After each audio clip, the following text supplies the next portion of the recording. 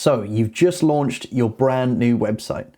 It looks great, you're really happy with it, but it's not getting you any new business. Worse still, it doesn't even look like anyone's visiting the website, which I know can be really frustrating. This is something I've seen happen to a lot of small business websites. And if I'm honest, it's probably because your website wasn't designed to be a discovery tool, but a destination.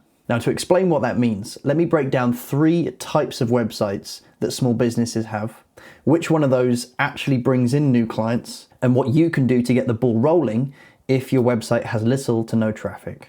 In case we haven't met yet, my name is Luke, and as a website designer and developer, it's my job to help you and your business thrive online.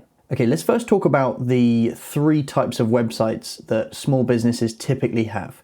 Maybe if you've got a site already, you can see which category yours fits into.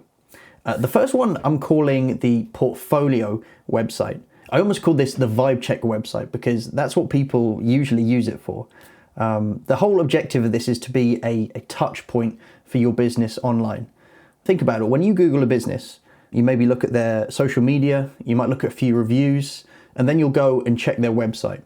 And that's exactly what this is for. It's your home on the internet that just really solidifies you as a legitimate business that someone can trust and work with. So this is going to be a really simple website. It could have 1 to 4 pages, and it will be designed well to convert those people who visit your website to make them buy from you. But it's not going to get traffic on its own. You have to drive the traffic there.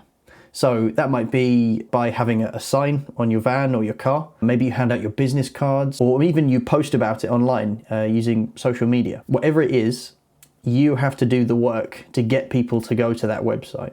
And I don't want to make this sound like a bad thing necessarily. This is absolutely fine. There are plenty of successful businesses who just have simple portfolio websites and that drive all the traffic to them themselves. But what you need to do is have the correct expectations of how your website will perform. If it's a simply designed website, then it's not going to get traffic on its own. People aren't just going to find it. So you have to drive traffic to it yourself. The next type of website I see is what I'm calling the evergreen website, because this type of website will slowly gather organic traffic on its own over time. And what I mean by that is that eventually you won't have to do all the work driving traffic to your website. It will build up enough momentum, or it'll grow enough so that people will naturally find it on Google and other search platforms. So to achieve this, an evergreen website, it has a bit more content than the portfolio website. Maybe there's a good FAQ page, got a couple of how-to guides, or you've got like a blog that you update regularly. There's some work that's probably been put into mentioning your website elsewhere. And this is a key point that we're going to sort of come back to quite a lot in this video. The idea of getting what's called backlinks. These are references or links to your website from other websites. And Google, when it sees that you've got backlinks to your website, it shows that you're a trusted website and one that will rank a bit higher in Google. So maybe some work's been put into mentioning or linking to your website and other platforms, either in articles or on other places. You've got a good Google business profile, one that's updated and optimized. You've been listed in some directories, whether that's local, or you've got some third-party sites in your industry that link to your website. So that could be things like trade directories. So you can see there's quite a bit of work that's not just been put into the site, but also around the site in other areas linking back to it.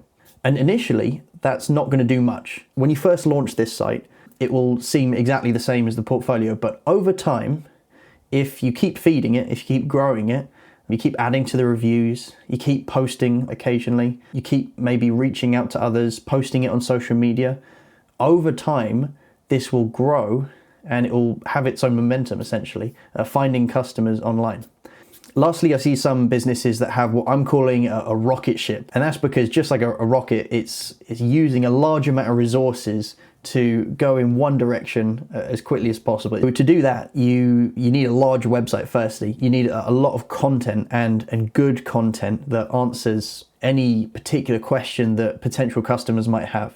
You know, there might be some really good how-to guides, case studies, Maybe you've got a dedicated blogger that's constantly updating and feeding it with new content. Maybe you've got someone reaching out to trusted sources in your industry, getting you featured or doing guest blog posts, putting your name out there on other websites that will link back to your website.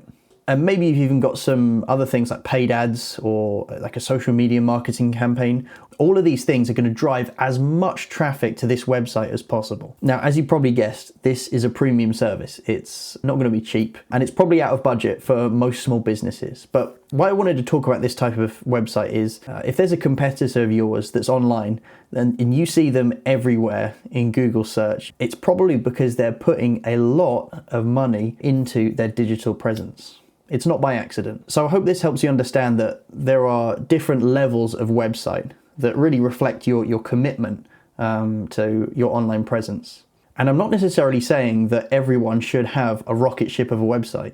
You know, some people are perfectly fine with just a portfolio. I think most service businesses are served well by an evergreen website, but it all depends on your business and your goals. But if you've got a new website and you're wondering how to drive more traffic to it, well, here's a few suggestions. Firstly, submit your site to Google. If you haven't done already, sign up for Google Search Console, follow one of the many tutorials online, and submit your site to Google to get it to crawl it immediately. And that will at least get you on Google when you start searching for your business name. Secondly, get a Google business profile and optimize it.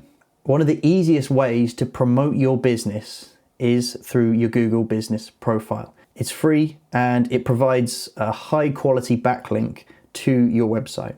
Now, most people already have a Google business profile. They're listed on Google when you type them into Google Maps. But taking the time to make sure it has good pictures, it's got a few reviews from real customers, it's got your opening hours, just being thorough about filling it out properly, that's going to help a lot when it comes to ranking on Google. Next, getting listed in local directories, particularly if you're a local business that serves customers in your area. You want to be found in these local directories. And even nationwide websites like Yale.com. I know you might think that you don't use any of these directories, so is anyone else using them? Well, firstly, some people do use them still, believe it or not. But secondly, Google recognizes them. So if your name is on there, then that backlink is going to add authority to your website. And it's going to make you rank higher in Google. One of the most underrated ways of driving more traffic to your website is just to tell people about it.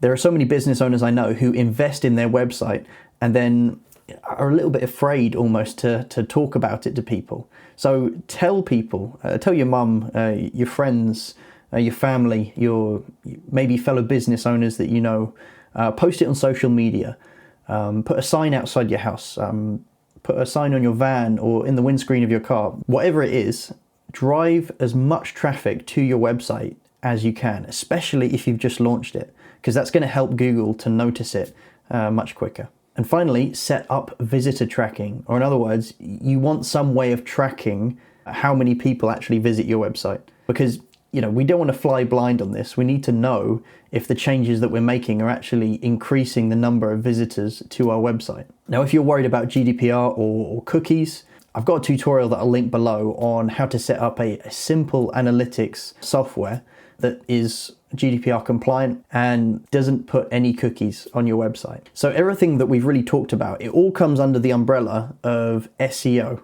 or search engine optimization. And this is so important. The truth is, it doesn't matter how good your website is if nobody sees it. So you need to have some sort of strategy to drive people to your website so that eventually they can turn into your customers. Now, if you're wondering whether to use AI to help you with this, I've got another video explaining my thoughts on large language models, so check that out next.